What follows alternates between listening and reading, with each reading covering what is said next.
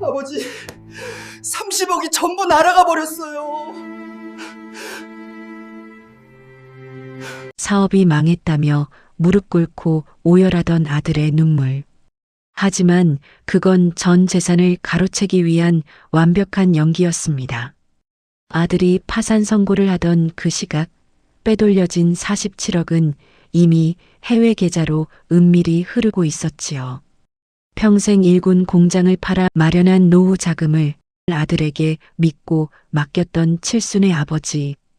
결국 하루아침에 길거리에 나앉아 노숙인 쉼터의 좁은 방으로 쫓겨나야 했습니다. 차가운 겨울비보다 더 시린 배신감이 늙은 부부의 가슴을 난도질했습니다. 이 공사가 지금도 진행 중이라고? 우연히 발견된 인허가 서류 한 장과 며느리가 가져온 은밀한 명세서. 믿었던 아들이 부모를 벼랑 끝으로 밀어넣고 홍콩으로 거액을 빼돌렸다는 소름 돋는 진실이 마침내 그 실체를 드러냈습니다. 우리 재호가 어쩌다 이렇게 됐을까요? 피고인 칸에 차마 적을 수 없었던 아들의 이름. 볼펜보다 무거운 아비의 눈물로 써내려간 고소장은 과연 어떤 결말을 맞이했을까요? 30억보다 무거운 진실과 가슴 먹먹한 반전의 전말을 지금 바로 확인해 보세요. 구독과 좋아요를 눌러주시면 영상 제작에 큰 힘이 됩니다. 사연 시작합니다. 챕터 1 30억의 무게. 새벽 5시 수원 영통구 아파트 베란다에 불이 켜집니다. 도시는 아직 잠들어 있고 가로등만이 텅 빈 도로를 외롭게 밝히는 시간입니다. 윤병철 씨는 그 시각을 누구보다 잘 알았습니다. 30살부터 시작된 습관이었으니까요. 공장을 운영하던 시절엔 이미 작업복을 입고 있었을 테고 공장을 팔고 난 뒤에도 몸은 여전히 그 시간을 기억했습니다. 병철 씨는 낡은 머그컵에 커피를 내려 창가에 섰습니다. 키는 여전히 꼿꼿했고 어깨는 70대라는 게 믿기지 않을 만큼 넓었습니다. 하지만 오늘따라 그 어깨가 유난히 무거워 보였습니다. 아무 이유 없이 그냥 무거웠습니다. 여러분, 살다 보면 그런 아침이 있지 않나요? 아무 일도 없는데 가슴 한켠이 묵직하게 내려앉는 아침 말입니다. 병철 씨가 바로 그런 아침을 맞고 있었습니다. 커피를 한 모금 마시고 그는 거실 쪽을 돌아봤습니다. 벽에는 오래된 액자 하나가 걸려 있었습니다. 하얀 작업복의 직원들과 찍은 단체 사진. 가운데 서 있는 젊은 병철 씨는 환하게 웃고 있었습니다. 그 미소가 지금의 그와 너무 달라 보여서 보는 사람의 마음이 먼저 쓸쓸해질 것 같은 사진이었습니다. 병철 씨는 사진을 오래 바라보지 않았습니다. 무언가를 피하듯 시선을 돌렸습니다. 사진 속 그 남자를 아직 마주할 자신이 없는 것처럼요. 주방에선 아내 이순희 씨의 소리가 들려왔습니다.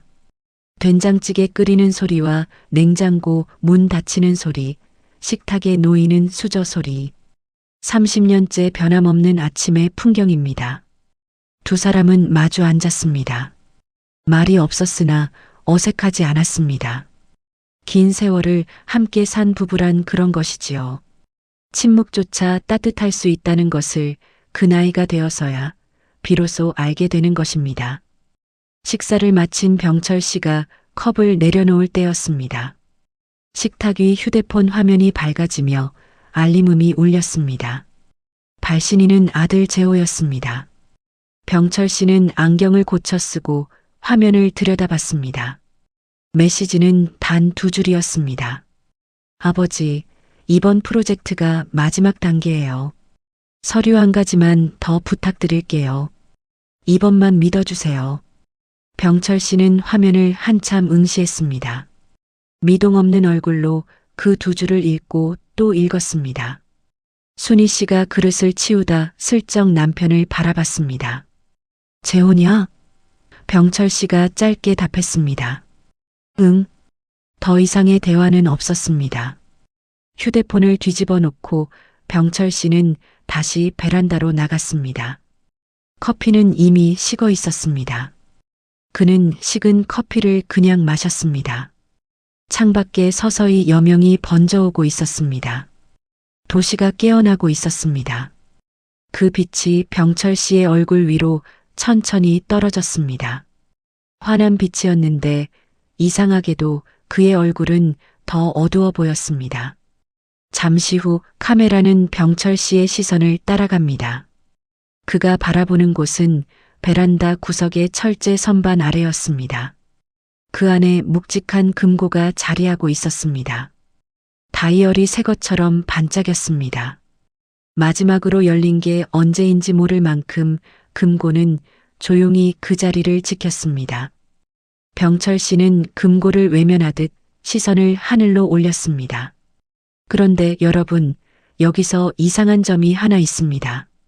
저토록 단단해 보이는 금고의 속은 사실 이미 텅 비어 있었습니다.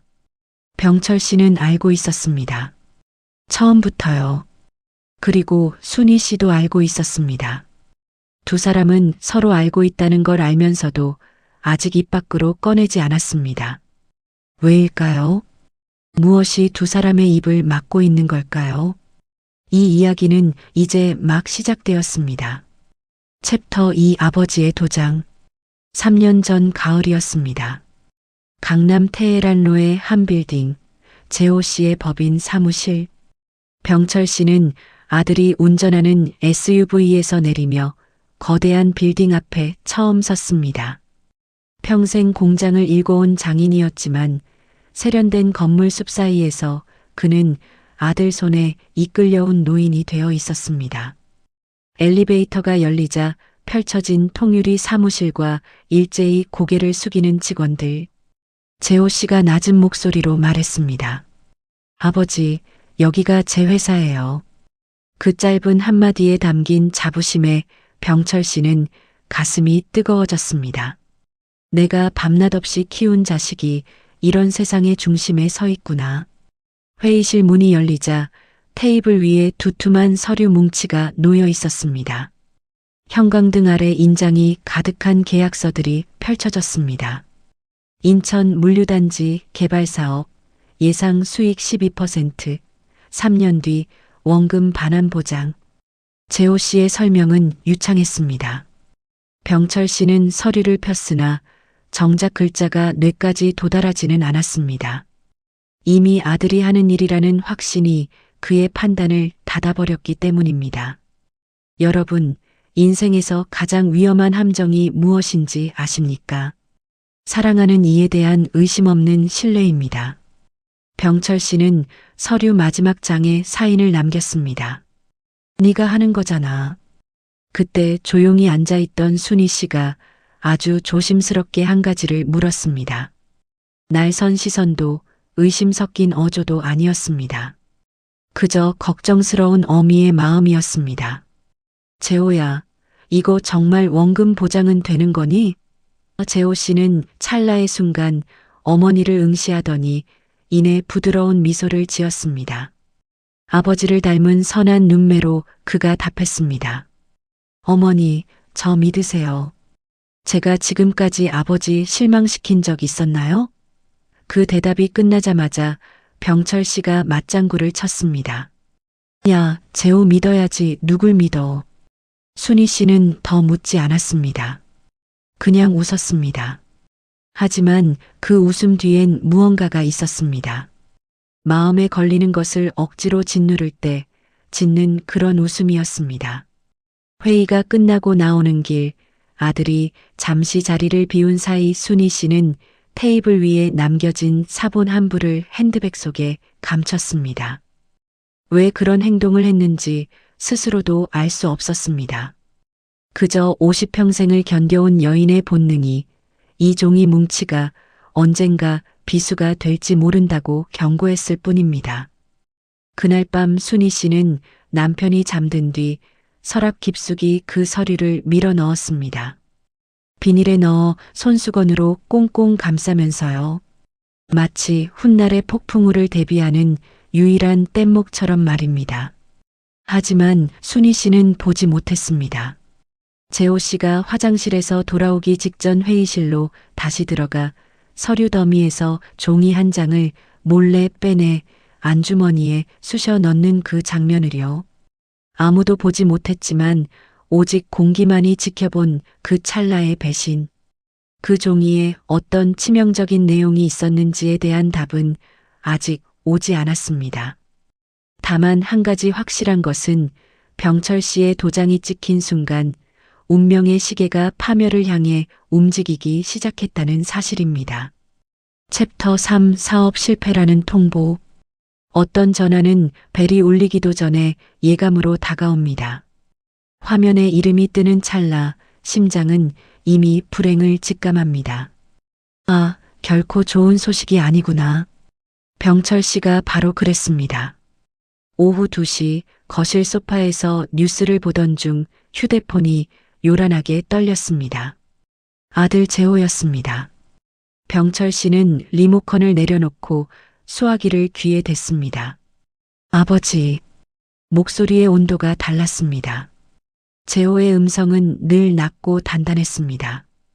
거액의 계약을 주도할 때도 수많은 청중 앞에서 발표할 때도 결코 흔들림이 없던 목소리였습니다. 그런데 지금은 달랐습니다. 영혼이 빠져나간 듯 텅 비어 있었고 그 안엔 처절한 정적만이 고여 있었습니다. 병철 씨는 침묵하며 기다렸습니다. 아버지, 인허가가 취소됐어요. 순간 거실에 소음이 증발한 것 같았습니다. 아니, 세상이 멈춘 게 아니라 그의 감각이 마비된 것이었습니다. 아들의 다음 말이 느릿하게 고막을 파고들었습니다. 환경 영향 평가 문제로 전면 취소 통보를 받았어요. 저도 방금 알았습니다. 투자금 전액이 물거품이 됐어요. 병철 씨는 전화기를 쥔 채 일어서지 못했습니다. 소파에 파묻힌 채 시선은 허공을 표류했습니다. 30억? 그 숫자가 유령처럼 머릿속을 맴돌았습니다. 단순한 돈이 아니었습니다. 새벽 4시에 눈을 뜨던 고단한 세월이었습니다. 직원들 월급 걱정에 밤을 지새우던 고통이었습니다. 기름때 절은 옷을 빨며 아내가 허리를 구부리던 인고의 시간들이었습니다. 그 모든 것이 전화 한 통의 신기루처럼 사라진 것입니다. 주방에서 요리하던 순희 씨가 거실로 나왔습니다.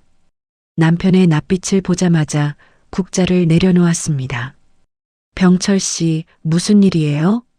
병철 씨는 휴대폰을 힘없이 내려놓으며 은조렸습니다. 재호가 다 망했다고 하네. 순희 씨는 박제된 듯 서 있다가 천천히 남편 곁에 앉았습니다. 두 사람은 긴 정적에 잠겼습니다. TV 속 기상캐스터는 내일은 맑을 거라 예보했습니다.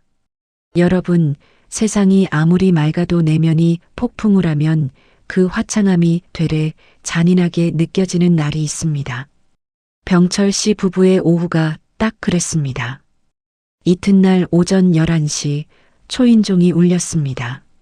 재호였습니다. 병철 씨는 아들이 들어오는 걸 소파에 앉아 묵묵히 지켜봤습니다. 재호의 눈은 핏발이 서 있었고 수투는 엉망으로 구겨져 있었습니다. 머리조차 매만지지 못한 모습이었습니다. 늘 완벽함을 뽐내던 아들이 처음으로 처참하게 무너진 형상이었습니다. 그 몰골을 보는 순간 병철 씨의 마음 한구석이 미세하게 흔들렸습니다. 저 녀석도 얼마나 지옥 같았을까. 그러나 재호가 서류 봉투를 꺼내는 찰나 동정심은 다시 차갑게 식었습니다. 봉투 안에는 공문서 하나가 들어 있었습니다. 인천광역시 서구청 개발사업 인허가 취소 통지서. 관공서의 직인과 담당자의 이름이 선명했습니다. 재호가 낮은 목소리로 항변했습니다. 아버지, 저도 제 전 재산을 여기 쏟아부었어요. 저 역시 피해자입니다. 지금은 월세방으로 거처를 옮겼습니다. 병철 씨는 서류 위로 시선을 오래 머물게 했습니다. 눈동자가 문장 위를 천천히 유영했지만 표정엔 아무 기미가 없었습니다. 누구도 읽어낼 수 없는 깊은 심연이었습니다. 한참 뒤 그가 내뱉은 말은 단 2마디였습니다. 알겠다. 재호가 깊이 고개를 숙였습니다. 순희 씨는 아들 곁에 다가가지 않았습니다. 주방 입구에 서서 아들의 떨리는 손을 잠시 응시했을 뿐입니다. 그리고 조용히 시선을 거두었습니다. 재호가 떠난 뒤 순희 씨는 안방 서랍을 열었습니다. 손수건에 감춰둔 비닐봉지 속 계약서 사본을 3년 만에 다시 펼쳤습니다. 페이지를 넘길 때마다 손끝이 가늘게 떨렸습니다. 그리고 마지막 장 무언가 소실되어 있었습니다. 분명 여러 장이었던 묶음 속에 한 장이 부족했습니다. 어떤 내용이었는지조차 가물거리는 그 결정적인 한 장이 말입니다. 순희 씨는 서류를 덮고 눈을 감았습니다. 3년 전 회의실에서 재호가 자리를 비웠던 그 짧은 시간들이 퍼즐처럼 맞춰졌습니다. 그 기억이 지금 이 순간 전혀 다른 공포로 다가왔습니다. 하지만 그녀는 침묵했습니다. 말할 수 없었습니다. 설령 그 한 장이 모든 진실을 쥐고 있다 해도 그걸 꺼내는 순간 이 집의 마지막 기둥마저 무너질 것 같았기 때문입니다. 순희 씨는 다시 서류를 접어 더 깊은 어둠 속으로 밀어 넣었습니다. 챕터 4 경매 딱지. 2달이 흘렀습니다. 실인 11월의 어느 아침이었습니다. 병철 씨가 현관문을 열었을 때 문에 무언가 붙어 있었습니다. 창백한 백색 종이였습니다. 파란 글씨가 박힌 그 종이에는 부동산 임의경매 개시 결정 수원지방법원이라는 문구가 선명했습니다. 병철 씨는 그 종이를 떼지 못하고 한참을 서서 읽었습니다. 글자를 이해하는 데는 1초도 걸리지 않았지만 그 의미를 온몸으로 받아들이는 데는 영겁의 시간이 필요했습니다. 이 집이, 나의 평생이 담긴 이 공간이, 담보로 묶여있던 아파트가 경매로 넘어간다는 선고였습니다. 병철 씨는 석상처럼 굳어 종이를 응시했습니다. 복도 끝에서 이웃집 노인이 문을 열고 나오다 눈이 마주쳤습니다. 노인은 무언가 말하려다 멈칫하더니 조용히 엘리베이터로 향했습니다. 병철 씨는 종이를 조심스레 떼어내 손에 쥐었습니다. 구기지 않고 반듯하게 접어 주머니에 넣었습니다. 안으로 들어와 신발을 벗는 손길이 무거웠습니다. 순희 씨가 아침을 준비하다 남편의 얼굴을 보았습니다. 아무것도 묻지 않았습니다. 그저 묵묵히 밥그릇을 하나 더 놓았습니다. 두 사람은 그날 아침도 정막 속에서 식사를 이어갔습니다. 수저 부딪히는 소리만이 공간을 메웠습니다. 여러분, 사람이 진정으로 무너지는 순간은 비명을 지를 때가 아닙니다. 이토록 아무 말도 못한 채 밥숟가락을 들고 있어야 하는 찰나입니다. 병철 씨의 손이 미세하게 떨렸습니다. 순희 씨는 그 떨림을 보았지만 모른 척했습니다. 그것이 지금 그녀가 남편에게 줄 수 있는 유일한 자비였기 때문입니다. 오후에 병철 씨는 법률사무소를 찾았습니다. 법조타운의 건조한 사무실이었습니다. 변호사는 젊고 사무적이었으며 서류를 훑더니 단호하게 결론을 내렸습니다. 계약서상 법적 하자가 없습니다.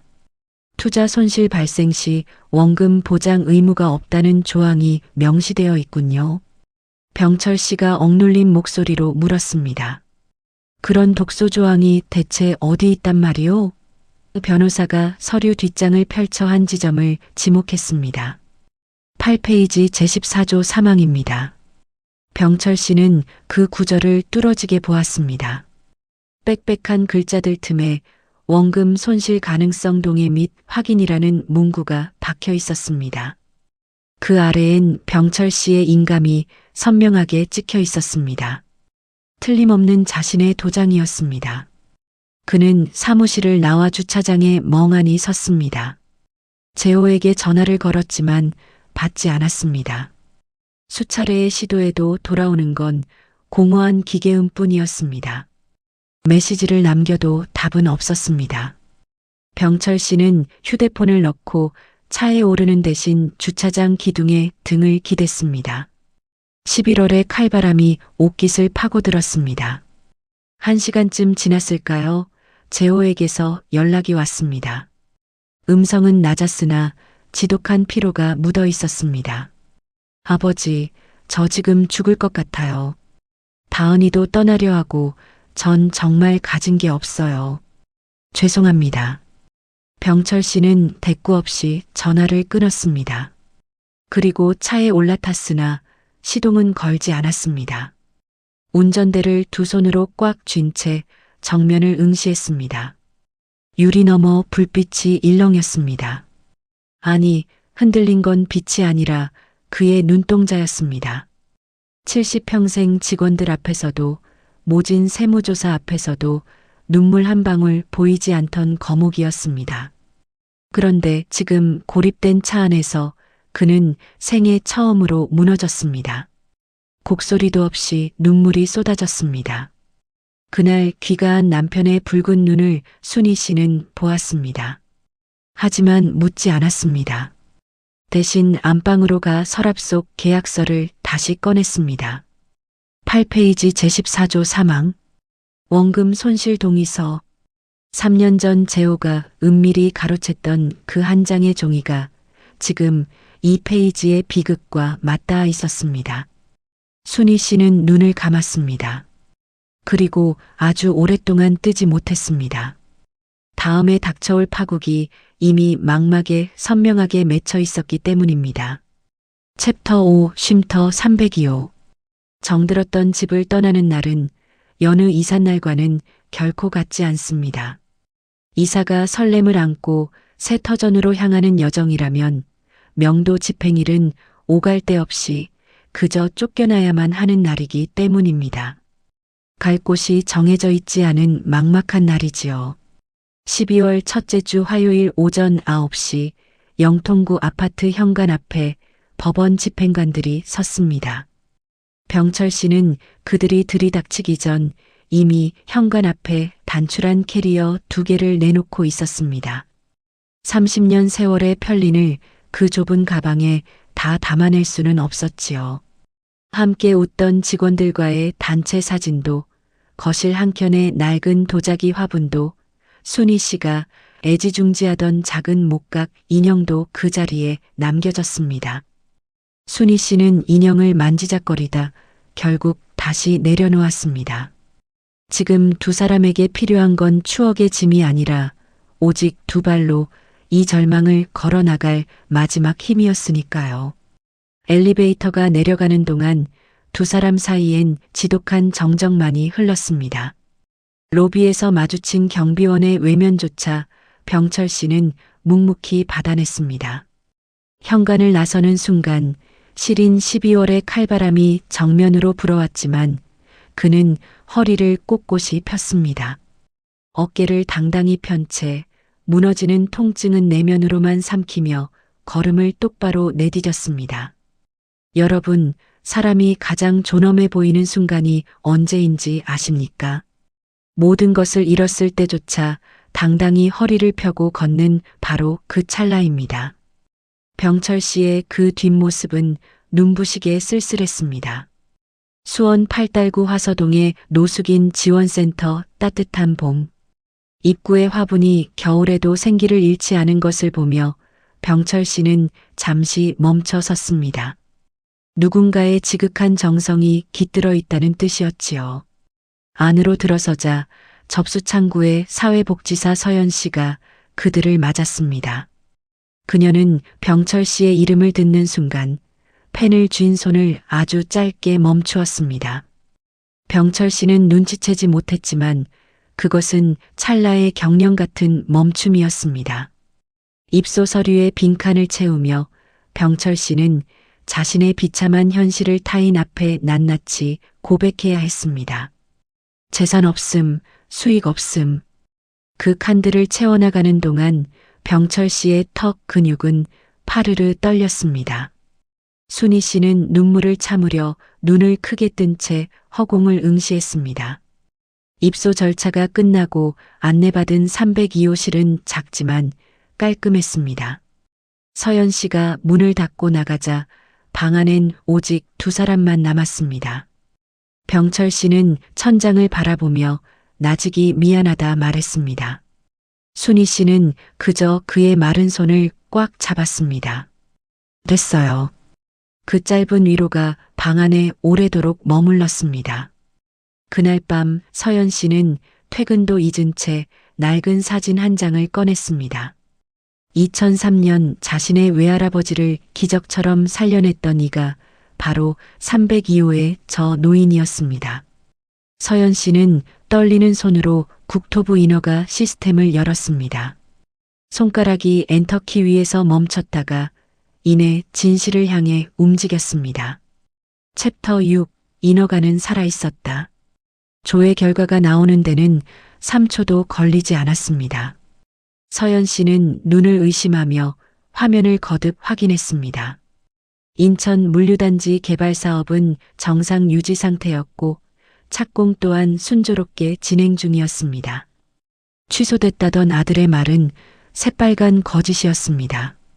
서연 씨는 차가워진 손으로 화면을 캡처하고 프린트된 종이를 파일 속에 깊이 넣었습니다. 당장 302호로 달려가 이 추악한 진실을 폭로하고 싶었지만 서연 씨는 다시 주저앉았습니다. 아들에게 전 재산을 빼앗겼다는 사실을 저 노인이 감당할 수 있을지 두려웠기 때문입니다. 진실을 아는 것보다 그것을 꺼낼 시기를 결정하는 것이 때로는 더 잔인한 숙제가 됩니다. 서연 씨는 결국 그 종이를 서랍에 넣고 무거운 마음으로 귀가했습니다. 다음 날 오전 사무실을 청소하던 순희 씨의 눈에 그 폴더가 포착되었습니다.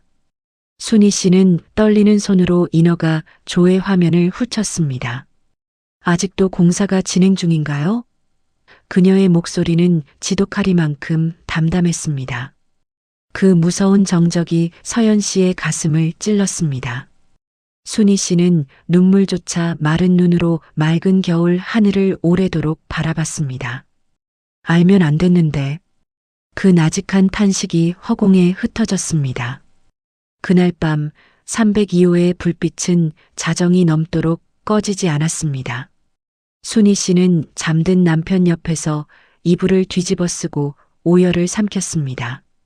아들에게 버림받았다는 진실을 차마 전할 수 없어 입을 틀어막았습니다. 사랑한다는 말보다 알고도 말할 수 없는 침묵이 세상에서 가장 무거운 법입니다. 창밖엔 차가운 겨울비가 내리고 있었습니다. 바로 그 시각 서연 씨의 휴대폰에 문자 한 통이 도착했습니다. 발신인의 이름 석자를 확인하는 순간 서연 씨의 얼굴은 하얗게 질렸습니다. 아직 여러분께는 밝힐 수 없는 그 이름이 이 비극의 다음 문을 열고 있었습니다. 챕터 7 며느리의 봉투. 그 문자를 보낸 이는 며느리 다은 씨였습니다. 최다은. 메시지는 짧고도 선명했습니다. 서연 씨, 내일 찾아뵐게요.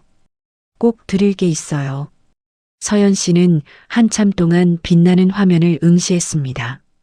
다은 씨가 어떻게 번호를 알았는지 무엇을 전하려는 것인지 알 길은 없었지만 이 문자 한 통이 심상치 않은 폭풍을 예고한다는 것만은 직감할 수 있었습니다. 그녀는 짧게 답장을 보냈습니다. 오전 10시에 오세요. 다음 날 아침 서연 씨는 평소보다 일찍 출근해 입소자 파일을 뒤적이면서도 시선은 자꾸만 입구로 향했습니다. 약속한 10시 5분 전 유리문이 열리며 다은 씨가 들어섰습니다. 세련미를 뽐내던 예전의 그녀가 아니었습니다. 낡은 패딩에 운동화, 화장기 없는 얼굴엔 짙은 피로가 내려앉아 있었습니다. 며칠 밤을 꼬박 지샌 듯한 초췌한 모습이었지요. 그녀의 한 손엔 두툼한 서류 봉투가 들려 있었습니다. 서연 씨가 일어서기도 전 다은 씨가 먼저 나직하게 물었습니다. 병철 어르신 계신가요? 잠시 망설이던 서연 씨가 302호로 연락을 취했고 곧 병철 씨와 순희 씨가 내려왔습니다. 병철 씨는 며느리를 보는 순간 전신이 굳었습니다. 아들 다음으로 믿었던 사람, 그와 함께 종적을 감췄던 이가 2달 만에 나타난 것입니다. 다은 씨는 병철 씨 앞으로 다가와 천천히 무릎을 꿇었습니다. 서연 씨의 숨이 멎었고 순희 씨는 가방끈을 바짝 쥐었습니다. 병철 씨는 석상처럼 굳어 있었습니다. 붉게 충혈된 눈을 든 다은 씨가 입을 열었습니다. 아버님, 저도 속았습니다. 재호가 저까지 기만했어요. 면담실을 가득 채운 그 고백에 병철 씨의 얼굴이 미세하게 뒤틀렸습니다. 여러분, 배신은 한 번에 완성되지 않습니다. 겹겹이 쌓인 단층처럼 무겁게 다가오는 법이지요. 병철 씨는 지금 그 지독한 무게를 다시 한번 온몸으로 받아내고 있었습니다. 다은 씨가 봉투를 열자 계좌 이체 명세서들이 쏟아져 나왔습니다. 수십 장의 종이 위에는 날짜별로 출금과 입금의 기록들이 비정하게 찍혀 있었습니다. 돈이 빠져나간 곳은 재호 씨의 법인이었고 목적지는 홍콩 법인이었습니다. 다은 씨의 설명이 이어졌습니다. 실제 수익은 47억이었고 재호 씨는 그 돈을 빼돌린 뒤 아버지에겐 사업이 망했다며 거짓 눈물을 흘린 것이었습니다. 재호 씨는 이혼 조건으로 다은 씨에게 침묵의 대가를 제시했지만 그녀는 그 더러운 제안을 거절했습니다. 명세서를 훑던 병철 씨의 손가락이 어느 한 지점에서 멈췄습니다. 재호 씨가 아버지에게 전화를 걸어 절망을 연기하던 바로 그 시각 거액의 자금은 이미 홍콩으로 흘러가고 있었습니다. 통화를 하면서도 그의 손가락은 송금 버튼을 누르고 있었던 셈입니다. 병철 씨는 그 기록을 천천히 2번이나 되짚었습니다. 순희 씨가 남편의 어깨에 손을 얹자 병철 씨는 지그시 눈을 감았습니다. 다은 씨는 흐느끼며 고백했습니다. 알고 나서는 도저히 그냥 묻고 살 수 없었어요. 병철 씨는 눈을 감은 채 낮게 응조렸습니다. 알고 있다. 그 2글자가 공간의 공기를 희박하게 만들었습니다.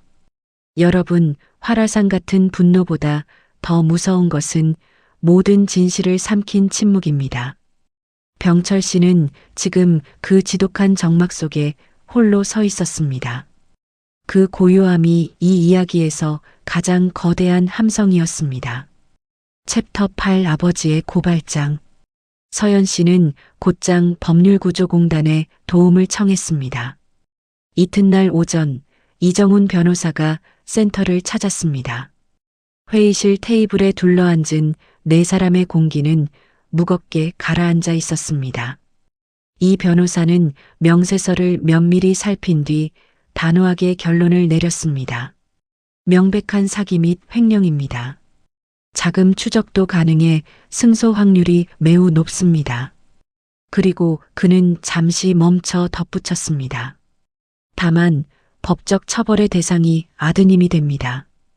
회의실은 일순간 진공 상태가 된 듯 고요해졌습니다. 변호사는 서류를 내려놓고 더는 말을 보태지 않았습니다. 이 싸움이 무엇을 의미하는지 모두가 직감하고 있었기 때문입니다. 병철 씨는 테이블 위 고소장을 가만히 내려다보았습니다. 피고소인의 성명을 적어야 하는 빈칸. 병철 씨는 볼펜을 쥐었으나 그의 손은 허공에서 멈췄습니다. 누구도 그를 재촉하지 않았습니다. 그는 펜을 내려놓았다가 다시 쥐기를 3번이나 반복했습니다. 여러분, 작은 필기구 하나가 이토록 육중한 무게로 다가올 수 있다는 것을, 이 장면을 목격하기 전까진 상상조차 못했을 겁니다. 자식의 이름을 형사처벌의 명단에 올리는 그 손길은 30억의 채무보다 훨씬 무거웠습니다. 순희 씨가 남편의 손등 위로 자신의 손을 살며시 얹었습니다. 꽉 쥐지 않아도 느껴지는 지극한 지지였습니다. 병철 씨는 다시 눈을 감았습니다. 영겁 같은 시간이 흐른 뒤 그는 떨리는 손으로 마침내 이름을 써내려갔습니다. 윤재호. 자신의 성을 물려준 그 이름을 피고소인 란에 적으며 그의 눈시울이 붉게 물들었습니다. 서명 위에 인감을 찍는 소리가 유난히 크게 울렸습니다. 다은 씨는 고개를 떨군 채 잘하셨다며 속삭였습니다. 하지만 병철 씨는 분노의 말을 뱉지 않았습니다. 대신 그는 서연 씨를 바라보며 아주 나직하게 물었습니다. 서연 씨, 우리 재호가 대체 어쩌다 이렇게 되었을까요? 그 한마디에 억눌러온 서연 씨의 눈물이 터져 나왔습니다. 배신감보다 먼저 찾아온 것은 부모로서의 자책이었습니다. 내가 무엇을 잘못 가르쳤을까? 무엇을 놓쳤을까? 그것이 아버지가 세상에 던진 첫 번째 질문이었습니다. 여러분, 이것이 부모라는 이름의 무게입니다. 무참히 배신당하고도 자식의 영혼을 걱정하는 것 말입니다. 병철 씨는 회의실을 나와 겨울 햇살이 비치는 복도에 섰습니다. 순희 씨가 곁에 서자 그는 낮게 응조렸습니다. 밥 먹자. 그 짧은 제안 속에 같이 버티자는 아직 우리에겐 서로가 있다는 모든 고백이 담겨 있었습니다. 나란히 걷는 두 사람의 뒷모습은 여전히 쓸쓸했지만 이전과는 다른 단단함이 느껴졌습니다. 서연 씨는 그들의 등을 보며 외할아버지의 사진을 꺼내 속삭였습니다. 할아버지, 이제 제가 갚았어요.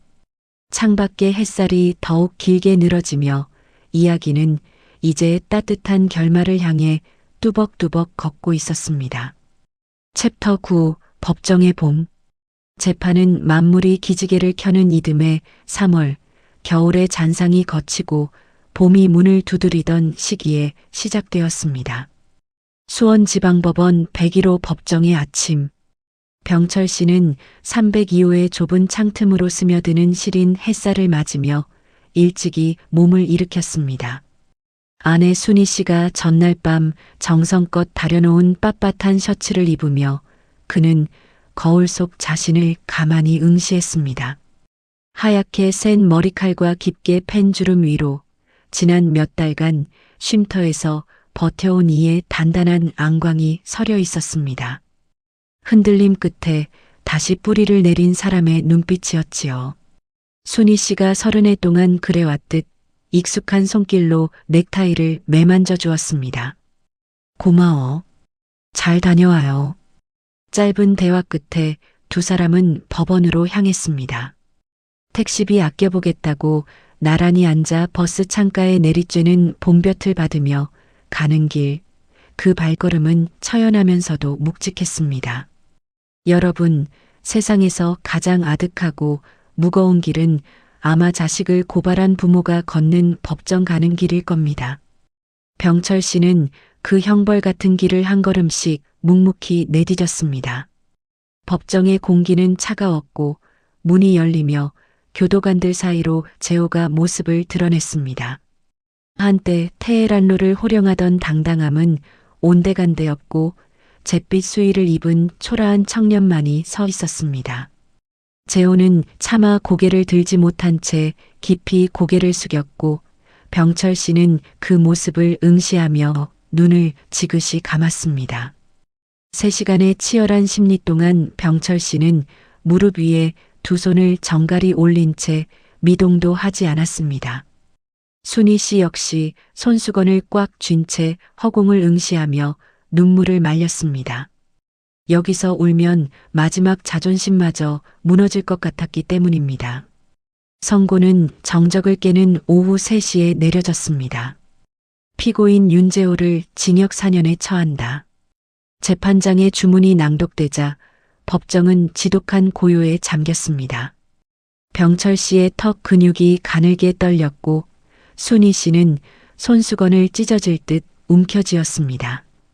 법정을 나가는 재호가 아버지 앞에서 잠시 멈춰 섰습니다. 교도관의 짧은 배려 속에 재호가 아버지를 바라보았습니다. 아버지, 죄송합니다. 갈라진 목소리에 병철 씨는 아들의 눈을 오래도록 응시했습니다. 분노도 원망도 아닌 오직 아비만이 가질 수 있는 깊은 연민의 눈이었습니다. 한참 뒤 병철 씨가 내뱉은 말은 밥은 먹고 다녀라라는 짧은 한마디였습니다. 용서도 사랑도 아닌 그 투박한 말이 재호의 눈시울을 적셨습니다. 살아있어라, 무너지지 말아라, 그래도 내가 여기 있다는 아비의 마지막 끈이었던 셈이지요. 법원을 나서는 병철 씨의 시선 끝에 몽울이 맺힌 벚나무 가지가 걸렸습니다. 아직 피지는 않았으나 곧 찬란하게 터져나올 생명의 기운이었습니다. 밥 먹자. 순희 씨가 오래간만에 가슴 안쪽에서 차오르는 진심 어린 미소를 지어 보였습니다. 억지로 지어낸 웃음이 아닌 비로소 평온을 되찾은 미소였습니다. 골목 안작은 국밥집에 나란히 앉아 따뜻한 국물을 마주한 순간 병철 씨는 오늘따라 숟가락의 무게가 한결 가벼워졌음을 느꼈습니다. 챕터 10 새벽 5시의 아메리카노. 그로부터 6달이 흐른 9월의 어느 날이었습니다. 수원 외곽 망포동의 작은 아파트, 햇살이 잘 드는 25평 남짓한 공간이 부부의 새로운 보금자리가 되었습니다. 자산회수 소송을 통해 되찾은 소중한 자금으로 마련한 전세방이었지요. 이삿날 순희 씨는 텅 빈 거실에 서서 정말 잘 살겠습니다라고 나직이 의졸였습니다. 새 터전에 건네는 인사인지 혹은 자신들의 새 삶에 거는 다짐인지 묻지 않았습니다. 단출한 2개의 캐리어로 시작한 살림이었지만 집안은 무언가로 가득 채워진 듯 포근했습니다. 돈과 명예, 때로는 혈육조차 등 돌리게 만드는 비정한 세상 속에서도 끝내 뺏어가지 못한 것들이 있었기 때문입니다. 새벽녘 나란히 앉아 식사하는 고요한 시간, 서로의 체온을 확인하는 따스한 침묵 같은 것들 말입니다. 병철 씨는 베란다 너머로 광교산의 능선을 바라보며 깊은 숨을 들이켰습니다. 비로소 폐부 깊숙이 들어오는 공기가 이토록 달콤할 수 있다는 사실을 그는 이제야 깨달았습니다. 어느 새벽 5시 어김없이 일어난 병철 씨가 베란다에서 커피 향을 맡고 있을 때 뜻밖의 손님이 문을 두드렸습니다. 사회복지사 서연 씨였습니다. 그녀는 따뜻한 빵 봉투를 내밀며 수줍게 고백했습니다. 자신이 2003년 병철 씨가 사재를 털어 구했던 협력업체 사장 이수환의 외손녀라고요.